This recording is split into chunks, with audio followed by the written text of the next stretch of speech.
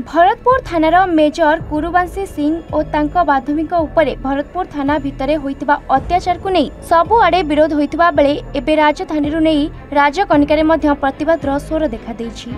आज आली कांग्रेस विधायक प्रार्थिनी देवस्मिता शर्मा नेतृत्व में राजकनिका अशोक बजार स्थित कांग्रेस ऑफिस शताधिक कांग्रेस कर्मी एक शोभा यात्रा बाहरी राजकनिका तहसीलदार जरिया महामहिम राष्ट्रपति उद्देश्य एक 3 दफा दाबीपत्र प्रदान करने 7 दिन मध्य कौन पदक्षेप निगले आगामी दिन में प्रसंग को नहीं कांग्रेस आंदोलन को ओह्लाइब बोली राजकनिका ब्लॉक कांग्रेस कमिटी पक्षर चेतावनी दी। ଏହି ବିକ୍ଷୋଭ ଶୋଭାଯାତ୍ରାରେ ପୂର୍ବତନ ବିଧାୟକ ଦେବେନ୍ଦ୍ର ଶର୍ମାଙ୍କ ସମେତ ରାଜକନିକା ବ୍ଲକ କଂଗ୍ରେସ ସଭାପତି ମଙ୍ଗୁଳି ଚରଣ ବେହେରା, ଆଳି ବ୍ଲକ କଂଗ୍ରେସ ସଭାପତି ରବି ନାରାୟଣ ବେହେରା, ପିସିସି ସଦସ୍ୟ ବାବୁରାମ ଜେନା, ସମିତି ସଭ୍ୟା ଲକ୍ଷ୍ମୀପ୍ରିୟା ନାୟକ, ସତ୍ୟ ପରିଡ଼ା ପ୍ରମୁଖଙ୍କ ସହିତ ବ୍ଲକର 29 ପଞ୍ଚାୟତର ଛାମ ସଂଗଠକମାନେ ଏଥିରେ ସାମିଲ ହୋଇଥିଲେ। ମୁଖ୍ୟମନ୍ତ୍ରୀଙ୍କୁ ବରଖାସ୍ତ କରିବା ଆମର ଦାବି, କାରଣ ତାଙ୍କ ମୂଳରେ 100 ଦିନର ସରକାର ସେତେବେଳେ ସରକାରର सुफल सबू जहाँ घटी बखाणुंट यहाँ तार लिस्ट करवा दरकार।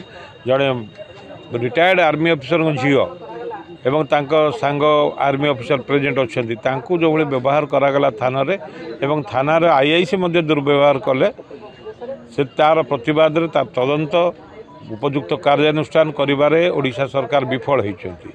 बर्तमान विरोधी दल चापरे जुडिशियल इनक्वारी कथा कहते से इनक्वारी रिजल्ट पर कौन 60 दिन समय ने कौन एक्शन हम भी सन्देहजनक घटना।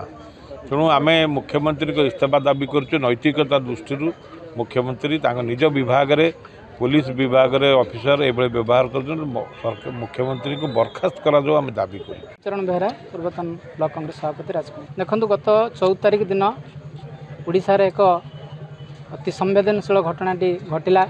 माने राजधानी उपकंठस्थ भरतपुर थाना रे जड़े सेनाधिकारी कन्या एवं जड़े मेजर बांधवी प्रति जो भली भावर रोड रोमियो मैंने आक्रमण कले और परवर्ती समय थाना को न्याय पे आसी जो भली भाव थाना अधिकारी द्वारा सेठी निर्यातित हेले और असदाचरण शिकार हेले ता अत्यंत क्षोभर विषय और अत्यंत दुर्भाग्यजनक घटना। एभली एक घटना समग्र भारतवर्ष रे ओडिशा लज्जित होइछि एवं ये महान सरकार समय बर्तमान नारी असुरक्षित बोली ताहा प्रमाण होइछि थाना रे।